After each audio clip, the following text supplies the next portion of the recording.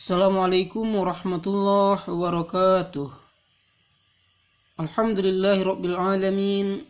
Allahumma salli ala Sayyidina Muhammad wa ala ali Sayyidina Muhammad. Selamat datang kembali di channel Al-Fatih Faham. Pada kesempatan kali ini kita akan membahas sebuah topik dalam mata kuliah Ulumul Hadis, yakni ikhtisar sanad, matan dan mukharrij. Pada video kali ini nanti kita akan membahas definisi dan kaidah-kaidah tentang sanad. Kemudian pembahasan kedua, definisi dan kaidah-kaidah tentang matan. Dan terakhir, definisi tokoh dan karya dari mukharrij.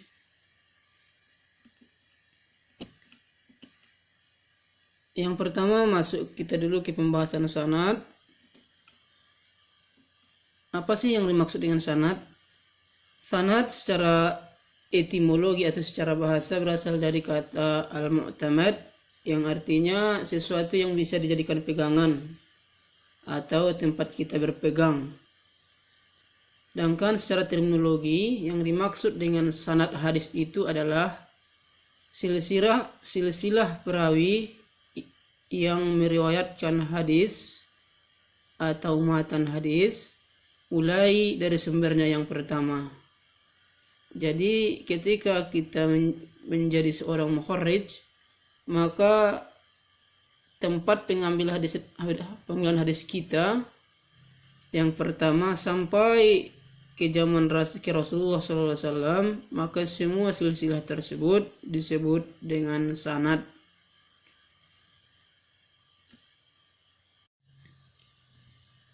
Selanjutnya, kaidah-kaidah tentang sanad. Kaidah yang pertama tentang sanad adalah agar suatu hadis bisa diterima dan diukur kesahihannya, maka sanad itu harus bersambung.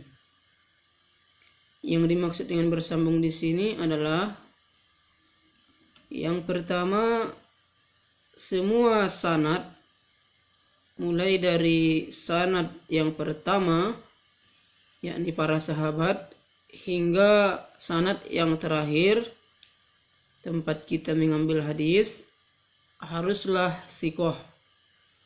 Yang dimaksud dengan sikoh dalam sanad hadis adalah adil dan dobit. Dalam slide ini, dalam halaman ini, nanti kita akan membahas apa itu yang disebut adil dan dobit. Nah, syarat yang pertama agar suatu sanad dikatakan bersambung, maka seluruh perawinya harus sikoh. Kemudian syarat yang kedua, agar suatu sanad dikatakan bersambung, maka seluruh sanad yang ada dalam suatu hadis harus menggunakan kata penghubung yang paling sahih. Di antara kata penghubung tersebut adalah menggunakan kata-kata sami'tu, aku dengar langsung, atau akhbarona, atau kami telah diceritakan oleh, atau menggunakan haddatsana atau haddatsani, atau qala lana atau zakarona. Nah, itu adalah diantara ungkap-ungkapan awalan matan yang menunjukkan suatu sanad itu benar-benar bersambung. Nah, maka agar suatu sanad bersambung, maka semua perawi atau semua sanad yang ada dalam suatu silsilah hadis hendaklah menggunakan kata penghubung hadis seperti ungkapan-ungkapan tadi, haddatsana, sami'tu atau sami'na. Nah, dengan demikian maka suatu sanad dikatakan bersambung.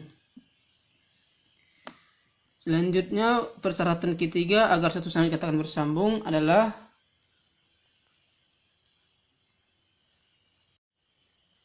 adanya kemungkinan bertemu antara satu perawi dengan perawi lainnya. Bisa saja ketersambungan tersebut mereka bertemu antara guru dan murid. Jadi suatu rawi yang sebelumnya menjadi guru bagi rawi sesudahnya. Nah, itu mengindikasikan sanad bersambung. Atau ada indikasi bahwasanya tahun lahir dan masa hidup antara satu rawi dengan rawi berikutnya sama atau sejaman, itu mengindikasikan juga bahwasanya suatu sanad bersambung. Atau cara yang ketiga, ada indikasi bahwasanya antara satu sanad dengan sanad yang lainnya yang berdekatan itu mereka mengaji atau belajar dengan satu guru yang sama, atau belajar atau bertempat tinggal di tempat yang sama. Nah, hal tersebut menunjukkan bahwasanya sanad suatu hadis tersebut bersambung. Nah, jadi kaidah sanad yang pertama adalah sanad tersebut harus muttasil atau bersambung. Selanjutnya kaidah sanad yang kedua adalah adil. Yang dimaksud dengan adil dalam sanad, yang pertama dia harus Islam, yang kedua dia harus balik, artinya sudah berumur 15 tahun untuk laki-laki, atau jika dia telah bermimpi basah, berhubungan badan yang mengeluarkan sperma walaupun umurnya belum sampai 15 tahun, maka dia dianggap telah balik. Atau bagi perempuan mungkin dengan keluarnya darah haid. Sedangkan syarat adil yang ketiga adalah berakal. Dia bukan orang gila. Dia sudah bisa membedakan mana yang baik dan mana yang buruk. Dan adil yang keempat syaratnya adalah takwa. Artinya dia benar-benar menjaga perintah Allah Subhanahu wa taala, baik yang berbentuk perintah maupun yang berbentuk larangan. Dan yang kelima, karakteristik seorang yang adil dalam sanad hadis adalah muru'ah. Artinya dia menjaga betul harga dirinya. Ada beberapa pekerjaan atau kelakuan kita yang mungkin tidak berdosa, tidak melanggar aturan negara atau aturan agama, tapi hal tersebut dapat menjatuhkan harga diri kita. Contohnya keluar dengan tidak menggunakan alas kaki, atau mungkin keluar dengan baju kaos yang nampak ketiak. Hal itu memang tidak melanggar satu hukum pun, baik hukum agama maupun hukum negara, tapi hal tersebut dapat menurunkan derajat kita. Nah, seorang sanad yang adil harus terhindar dari perbuatan-perbuatan seperti tersebut. Jadi, agar satu sanad bersambung tadi, maka sanad tersebut harus sikoh. Yang dimaksud dengan sikoh yang pertama adalah adil. Lanjut yang kedua, yang disebut dengan sikoh itu adalah dhabit. Nah, kaidah sanad yang ketiga, maka semua sanad yang meriwayat dalam silsilah hadis tersebut harus dhabit. Yang dimaksud dengan dhabit itu ada dua. Yang pertama dhabit sodar, yakni dhabitnya itu benar-benar kuat ingatannya, dia paham hadis secara hafalan.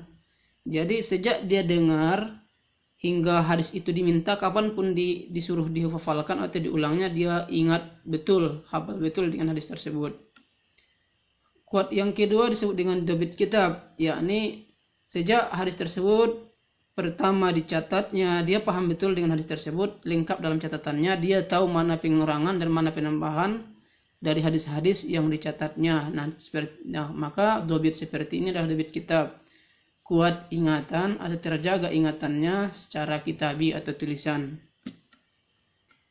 Dan tas bagaimana untuk menentukan kedhabitan atau kekuatan ingatan seorang sanad agar diakui? Maka caranya ada dua. Yang pertama, berdasarkan pengakuan para ulama-ulama yang terkenal atau ulama-ulama yang hidup semasa dengan dia.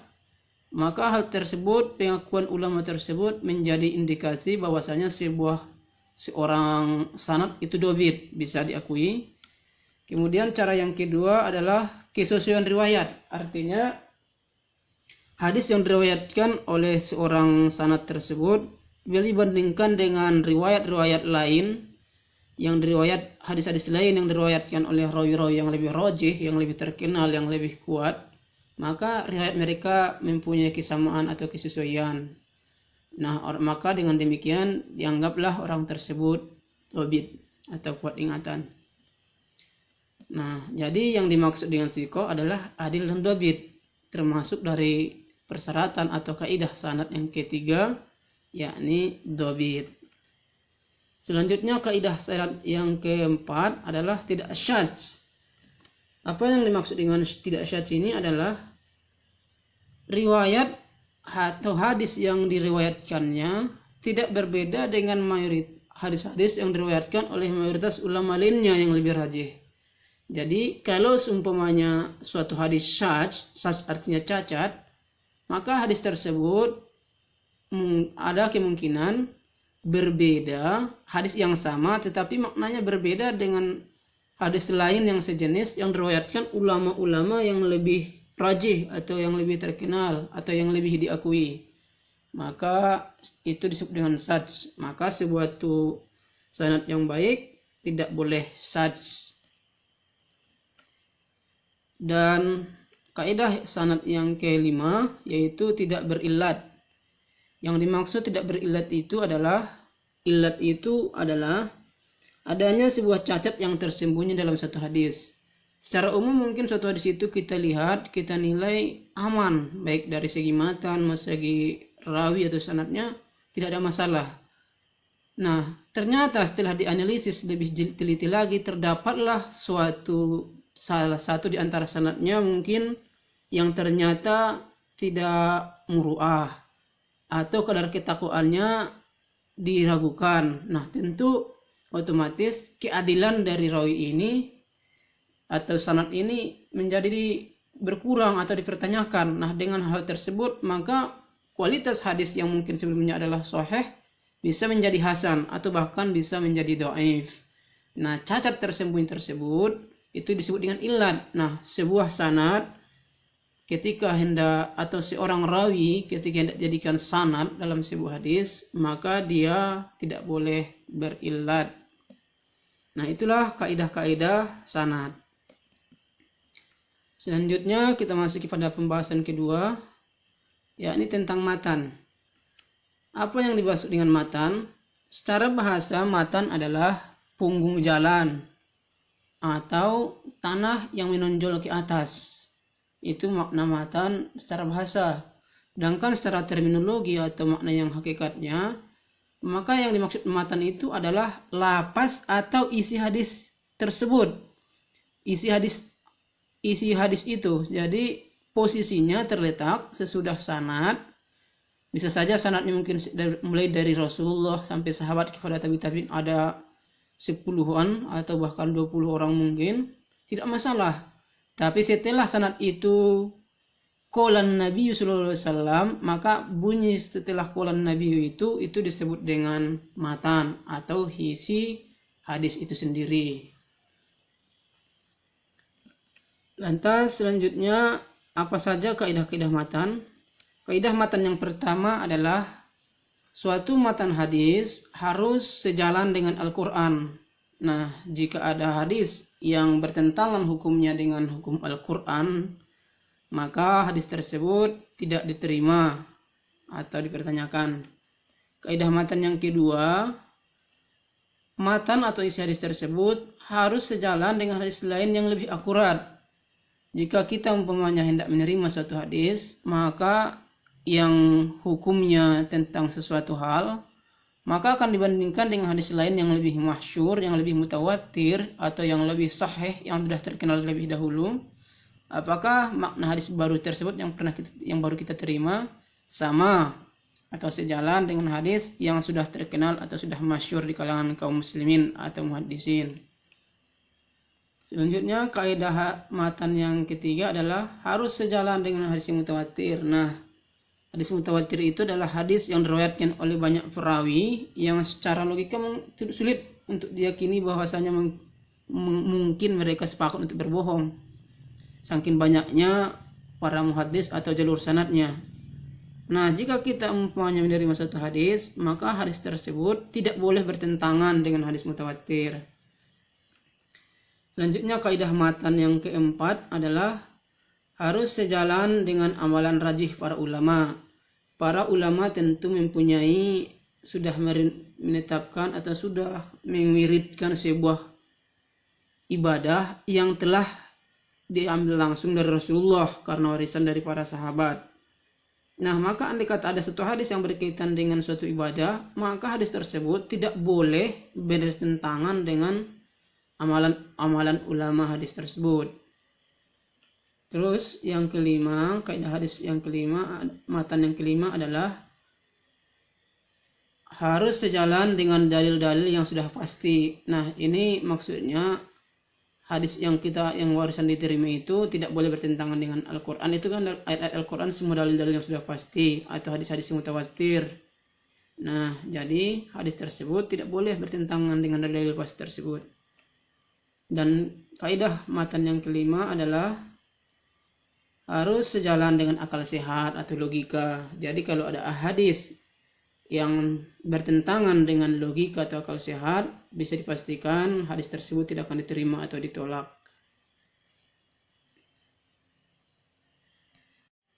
Terus kaidah matan yang keenam adalah terhindar dari syadz. Syadz sebagaimana dalam sanad, dalam matan juga ada. Yang dimaksud dengan syadz ini adalah cacat yang terdapat dalam matan. Bentuknya bermacam-macam. Yang pertama ada istilahnya al-idraj fi al-matan. Maksudnya adalah adanya penambahan dalam matan hadis. Dalam jalur riwayat lain yang lebih rajih, mungkin hadis ini sudah diriwayatkan, tiba-tiba dalam suatu jalur sanad yang baru diteliti atau baru diterima, terdapat perbedaan matan, perbedaan isi hadis, ada suatu kata yang bertambah. Nah, fenomena seperti ini disebut dengan al-idraj fil matan. Kemudian bentuk catat yang kedua disebut dengan al-qalab fil matan. Al-qalab fil matan ini artinya adanya keterbalikan lafaz matan. Nah, lafaz hadis yang sama atau matan hadis yang sama yang tidak diriwayatkan oleh jalur lain yang lebih akurat dan lebih rajih, tiba-tiba hadis tersebut posisinya atau bunyinya bolak-balik atau tidak runut, bertentangan dengan urutan hadis yang diriwayatkan dengan jalur lain yang lebih mutawatir atau lebih sahih. Ini disebut dengan al-qalab fil matan. Bentuk ketiga dari syadz pada matan hadis ini adalah al-ittirab fil matan. Al-ittirab fil matan ini adalah dalam persoalan yang sama ada suatu hadis yang bertentangan dengan hadis lain yang lebih mutawatir atau lebih sahih. Namun hadis yang beriteliti ini pun jika dilihat dari segi sanadnya atau matannya juga sama kuat, tetapi sangat sulit untuk mensejalankan atau mendamaikan hukum yang ditemukan dalam hadis ini. Nah, pertentangan ini disebut dengan atau fenomena ini disebut dengan al-ittirab fil matan. Selanjutnya bentuk syadz dalam matan hadis yang keempat adalah al-tashhib atau at-tahrif fil matan. At-tashhib ini namanya adanya kesalahan baris atau harakat dalam bunyi hadis atau matan hadis, sedangkan at-tahrif adalah adanya kesalahan huruf dalam matan atau isi hadis tersebut. Nah, kesalahan-kesalahan seperti ini logikanya sebenarnya merubah arti atau merubah makna. Namun karena ada hadis lain yang lebih akurat atau yang sudah terlebih dahulu terkenal, sehingga kesalahan makna ini bisa ditemukan, bisa disadari. Nah, fenomena cacat seperti ini, syadz seperti ini dalam matan hadis disebut dengan at-tashhib, at-takhril, tahrif fil matan. Nah, keempat bentuk syadz ini haruslah terhindar dari matan hadis agar hadis tersebut bisa diterima atau dikategorikan sahih.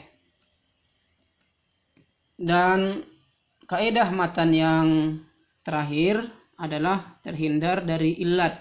Sebagaimana dalam sanad, dalam matan hadis juga harus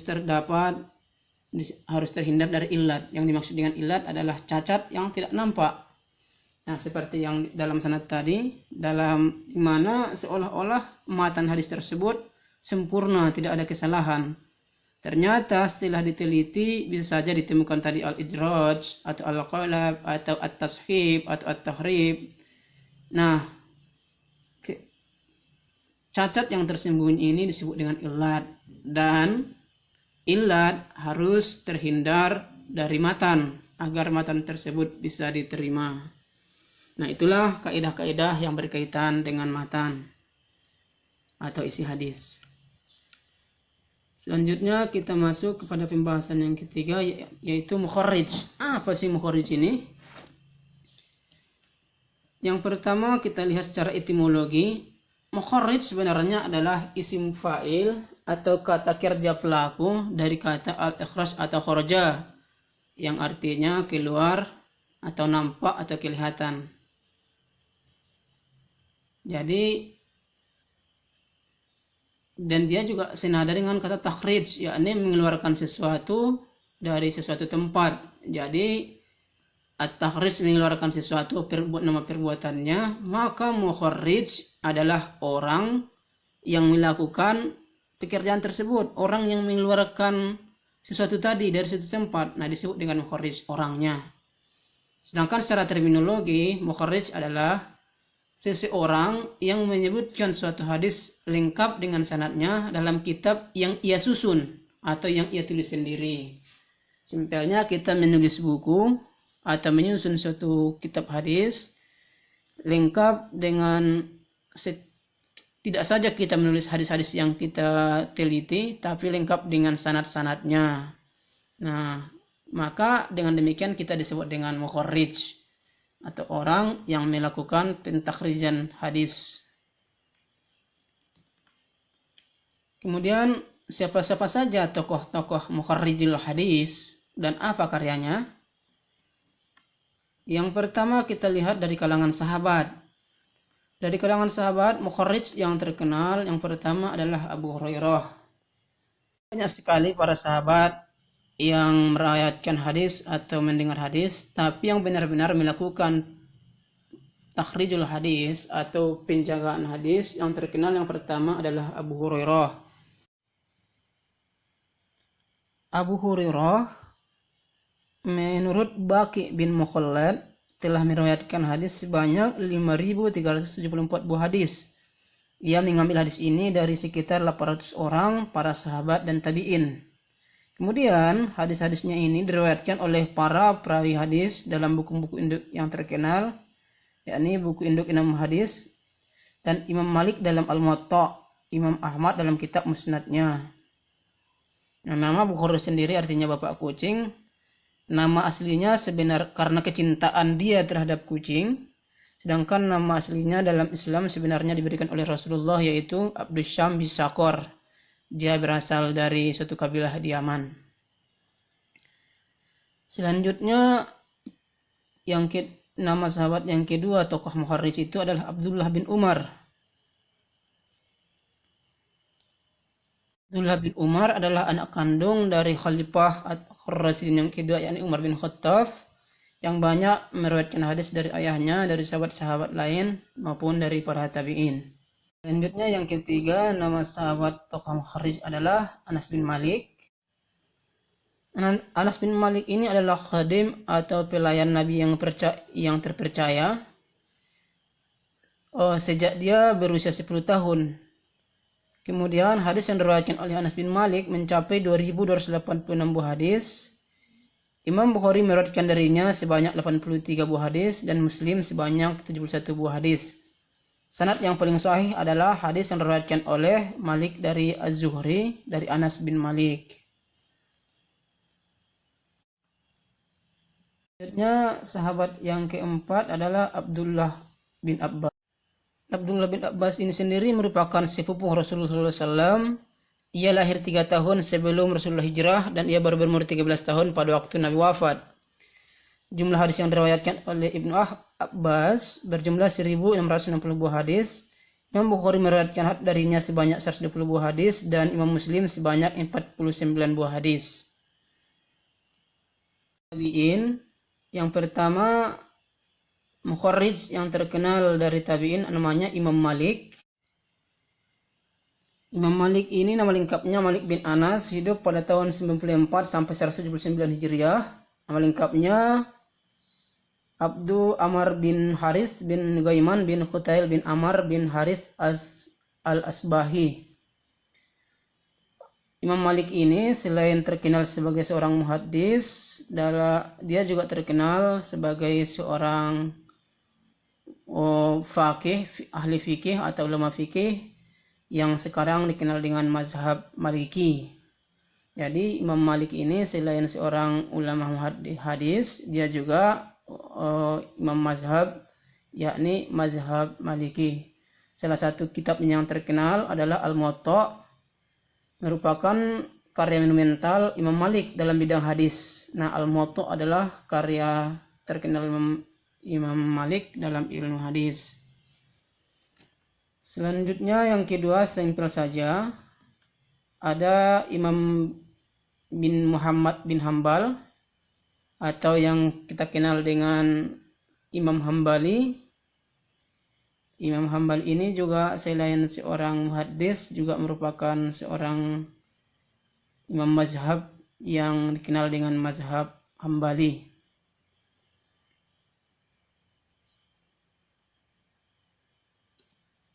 Imam Hambal ini menghafal sampai 1 juta hadis. Imam Syafi'i mengatakan tentang Imam Ahmad ini sebagai berikut. Setelah saya keluar dari Baghdad, tidak ada orang yang saya tinggalkan di sana yang lebih terpuji, lebih saleh, dan lebih berilmu daripada Ahmad bin Hambal. Nah, Imam Syafi'i saja yang kita imami dalam mazhab Syafi'i memuji Imam Ahmad bin Hambal ini. Nah, selanjutnya yang ketiga, ada Imam Bukhari yang kita kenal dengan Sahih Bukhari, kitabnya sebagai seorang periwayat hadis, hidup pada tahun 1994 Hijriah sampai 256 Hijriah. Jadi nama tokohnya Imam Bukhari, nama lengkapnya adalah Abu Abdullah Muhammad bin Isnaik, dan nama karyanya adalah Sahih Bukhari.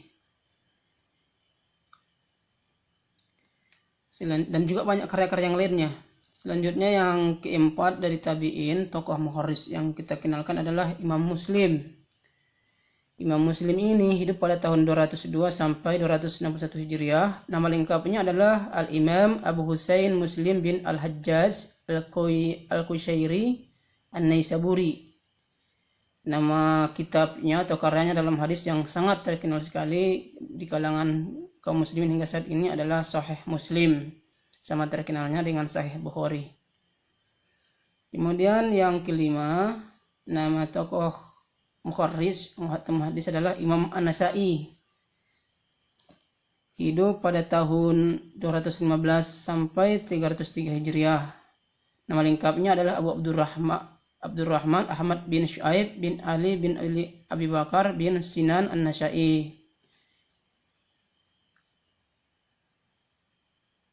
Nah, salah satu kitabnya yang terkenal adalah Sunan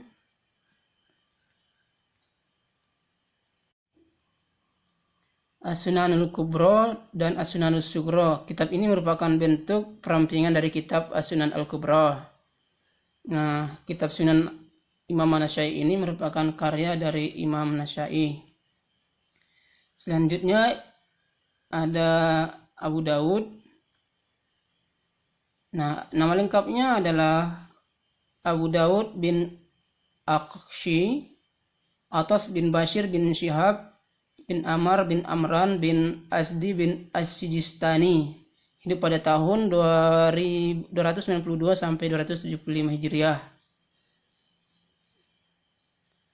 Abu Daud adalah seorang perawi hadis yang mengumpulkan sekitar 50.000 hadis, lalu memikihkan atau menuliskannya 4.800 diantaranya dalam kitab Sunan Abu Daud. Jadi karya dari Imam Abu Daud ini dalam bidang hadis adalah Sunan Abu Daud.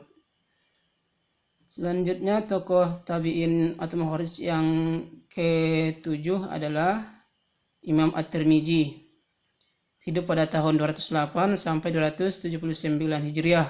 Nama lengkapnya adalah Imam Al-Hafiz Abu Isa Muhammad bin Isa bin Saurah bin Musa bin Ad-Dakhaq As-Sulami At-Tirmizi.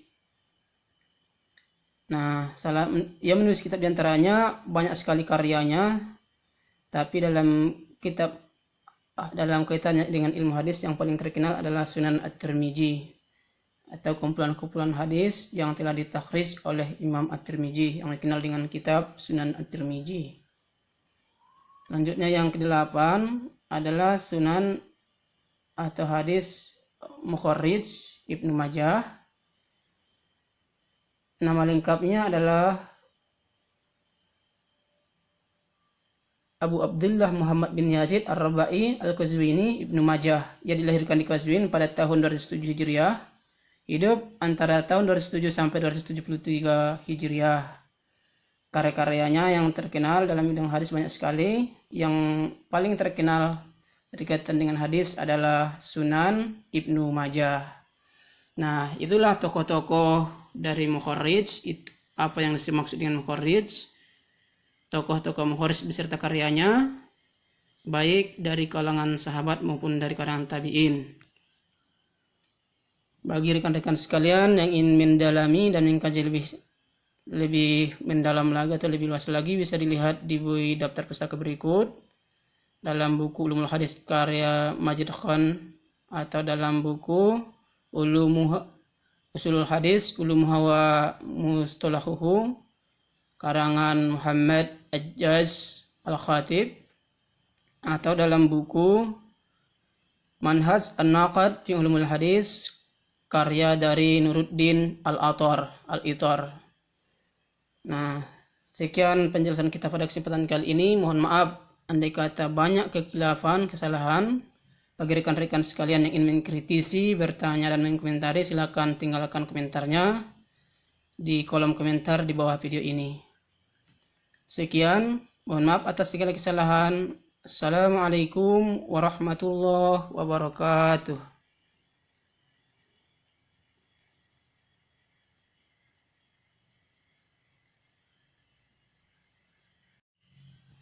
Assalamualaikum warahmatullahi wabarakatuh. Alhamdulillahi rabbil alamin. Allahumma salli ala Sayyidina Muhammad wa ala ali Sayyidina Muhammad. Selamat datang kembali di channel Al-Fatih Farm. Pada kesempatan kali ini kita akan membahas sebuah topik dalam mata kuliah Ulumul Hadis, yakni ikhtisar sanad, matan dan mukharrij.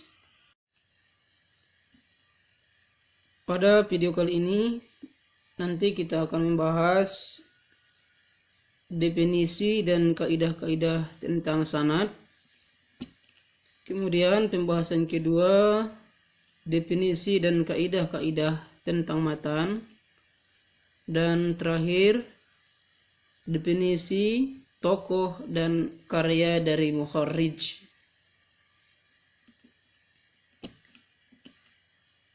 Yang pertama, masuk kita dulu ke pembahasan sanad. Apa sih yang dimaksud dengan sanad? Sanad secara etimologi atau secara bahasa berasal dari kata al-mu'tamad, yang artinya sesuatu yang bisa dijadikan pegangan atau tempat kita berpegang. Sedangkan secara terminologi, yang dimaksud dengan sanad hadis itu adalah silsilah perawi yang meriwayatkan hadis atau matan hadis mulai dari sumbernya yang pertama. Jadi ketika kita menjadi seorang mukharrij, maka tempat pengambilan hadis kita yang pertama sampai ke zaman Rasulullah SAW, maka semua silsilah tersebut disebut dengan sanad.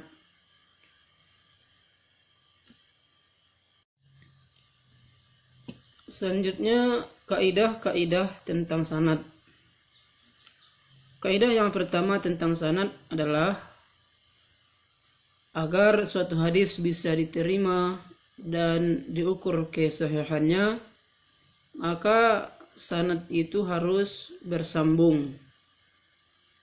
Yang dimaksud dengan bersambung di sini adalah Yang pertama, semua sanad mulai dari sanad yang pertama yakni para sahabat hingga sanad yang terakhir tempat kita mengambil hadis haruslah sikoh.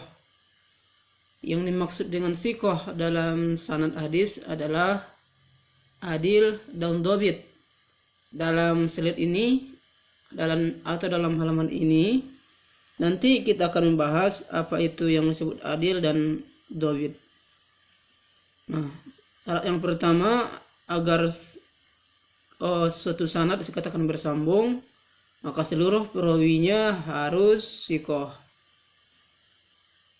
Kemudian syarat yang kedua agar suatu sanad dikatakan bersambung, maka